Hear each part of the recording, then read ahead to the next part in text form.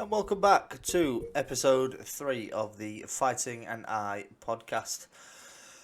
We're going to be covering what was a bit of a weird night of fights on the Saturday just gone with Leon Edwards versus Bilal Muhammad, and we're also going to be having a quick look into Holland versus Brunson this week. But yeah, all in all, in regards to the weekend I've just gone, like I said, weird night of fights.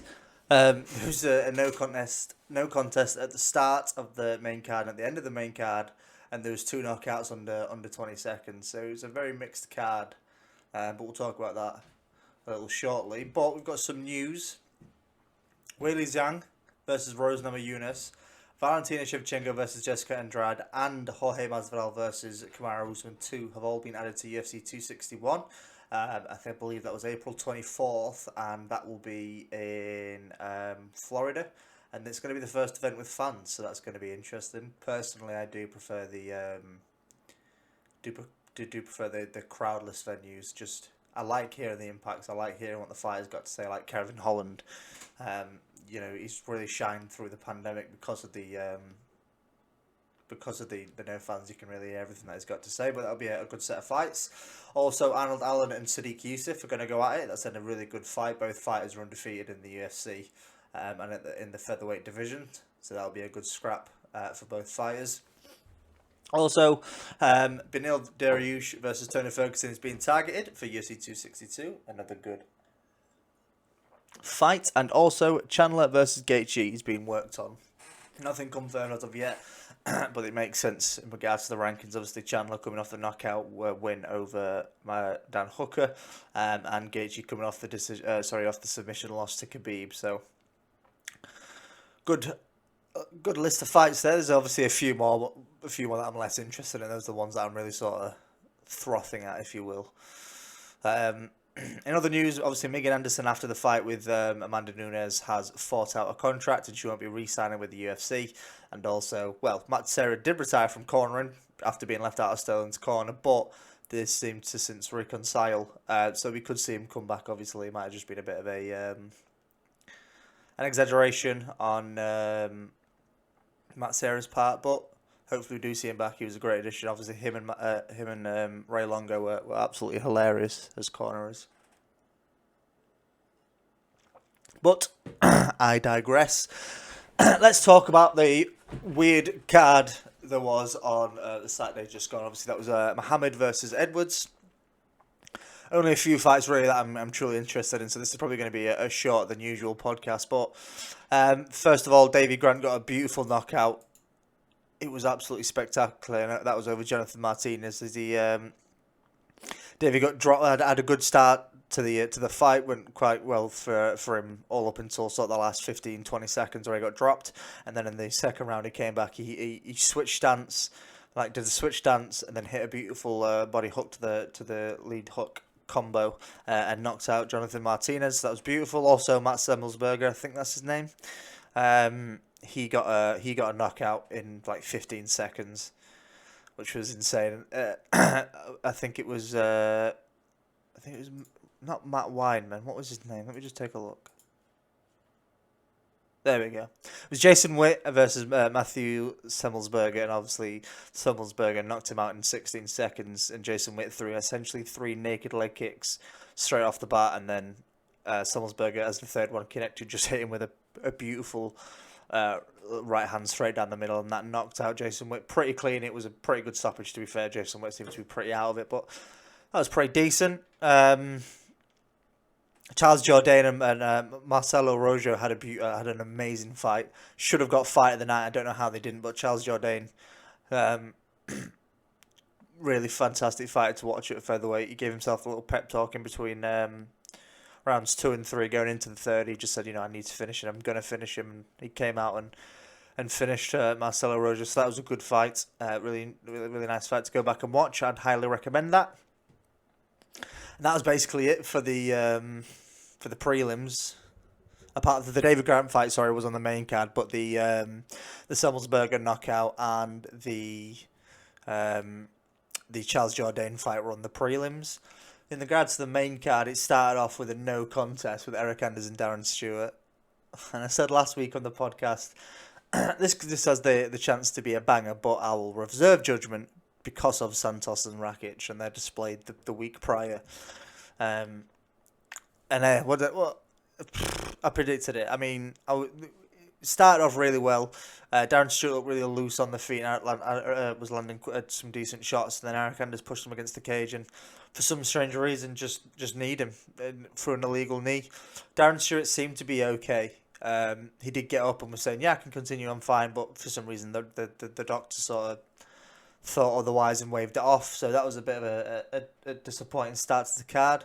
That fight or at all, obviously the telltale signs of being a banger. Both Eric Anders and Darren Stewart are both powerful boys they like to throw. So unfortunately we were robbed of that. Manel Cape versus Matthias Nicolau. Controversial to say the least. A lot of people seem to think Manel Cape won it. Not sort of like robbery, but could argue a fight.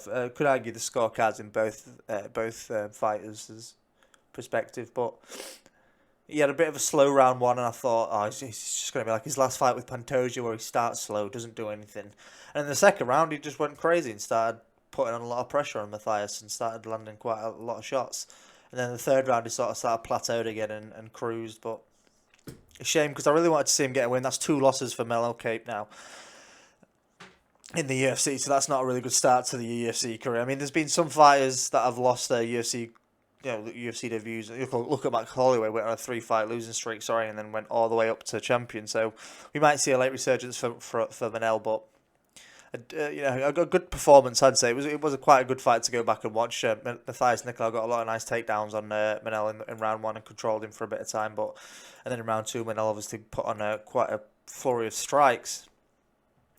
But then after that, well, not immediately after that, but the next fight that was interesting was Gavin Tucker and Dan Ige. Whew!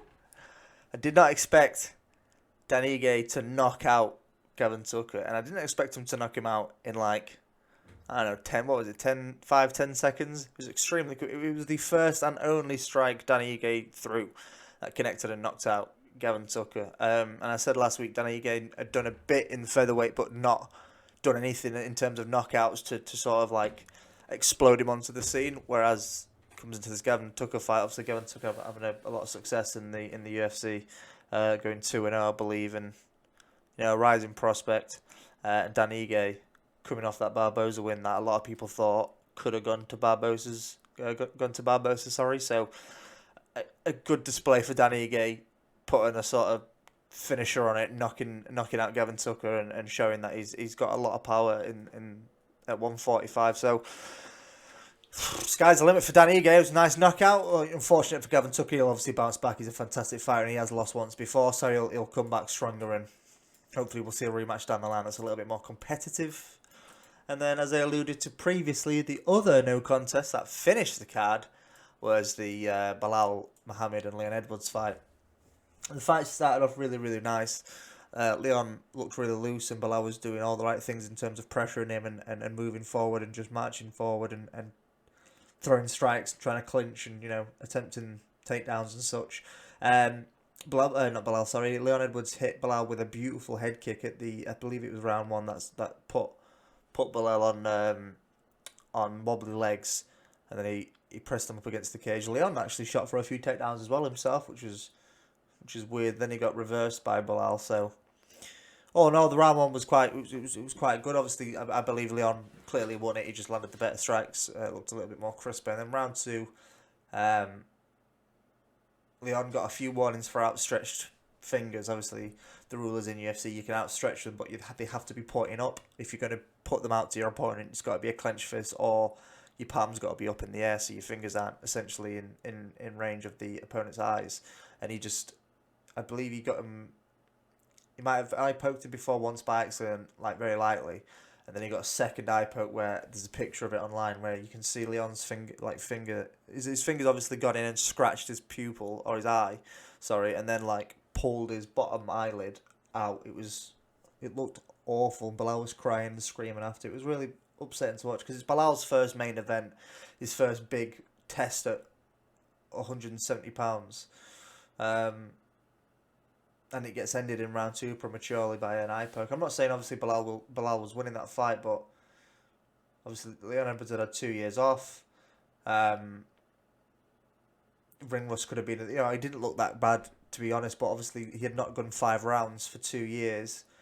That could have played a factor if it was to get into rounds 4 and 5. Bilal could have put on the pressure in round 3, 4, 5. We don't know what could have happened, but unfortunately, that fight ended in a no contest as well. Leon Edwards strangely saying he feels he's sorry to Bilal, but doesn't feel like he needs to rematch him and thinks he deserves a title shot, which is insane because all he did was provide. Credit to him, yeah.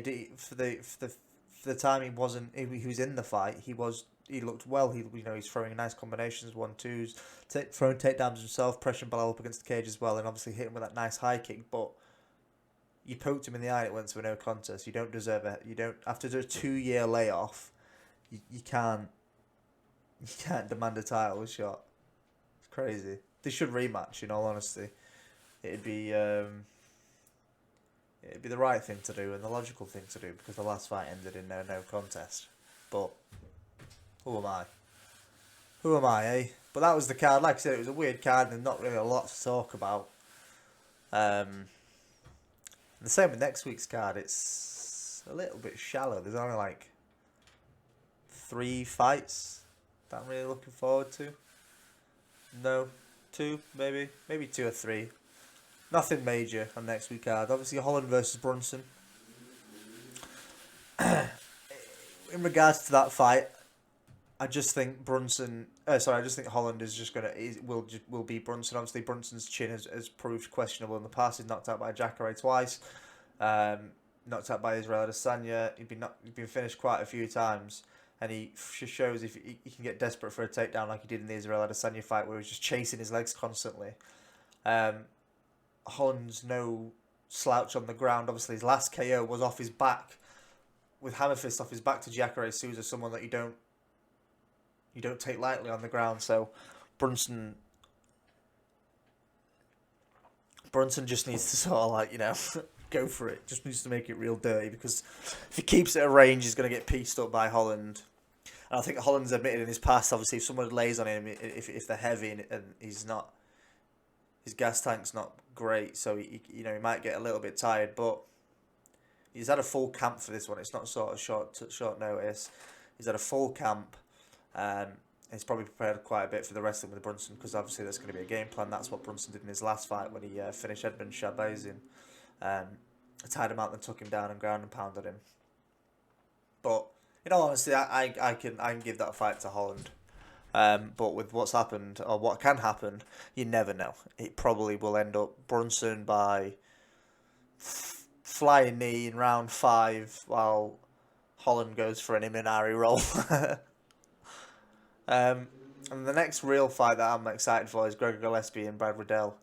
Obviously, Gregor Gillespie coming off a viral KO loss to Kevin Lee, where he got caught with a beautiful straight into lead leg head kick combo that just flatlined Gregor Gillespie. And Brad Riddell's had quite a lot of success in the UFC. I think he's gone 3-0, albeit decisions, but good performances for Brad. It's a good comeback fight for Riddell because if he can obviously beat Brad in dominant fashion, it shows that Kevin Lee knockout was just a blip. He can sort of move on from that, clear some of the stink off him, if you will, and reinsert himself back into 155 as a contender. And if Riddell wins, that's his first crack at a top 15 opponent, and a hard one at that, because although he got knocked out by Kevin Lee, Gregor Gillespie's no slouch. He's insane. I believe he was 13-0 before fighting Kevin Lee, so he's finished a lot of people. He's got knockout power. He can wrestle as well. He's a motherfucker for wrestling.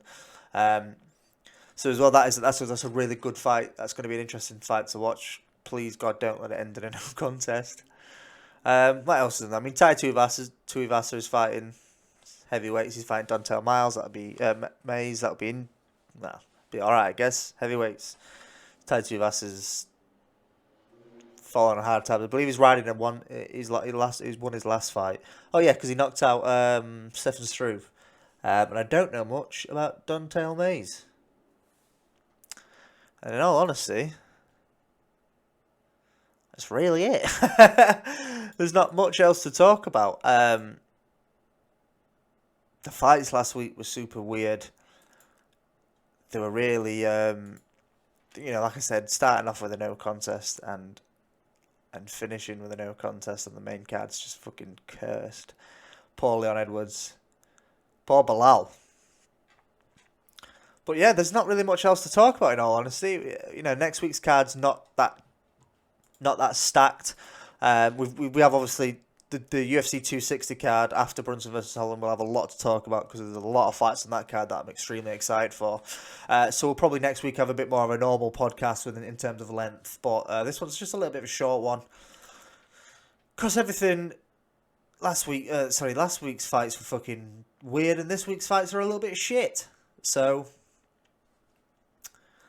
that was it. That's it, really. Nothing else to talk about. So I'll end it here. Go follow the Fight and I podcast on Twitter. That's where I put updates, and soon to be, obviously when I build a bit more of a solid fan base, I'll start to do fan questions and such and so forth. So you can get fan questions in there. Also, if you want to leave a comment, if you've got any questions or anything like that, or something you want me to go over in my next podcast, go for it. I'm always open to suggestions. I'm more than happy for feedback and criticism as well. So come on. It's been a bit of a weird fight. So a bit of a weird fight nights and a bit of a shit fights next week. But that was the Fight and I podcast, episode 3. Thank you very much. My name was Kane. Tatty buys.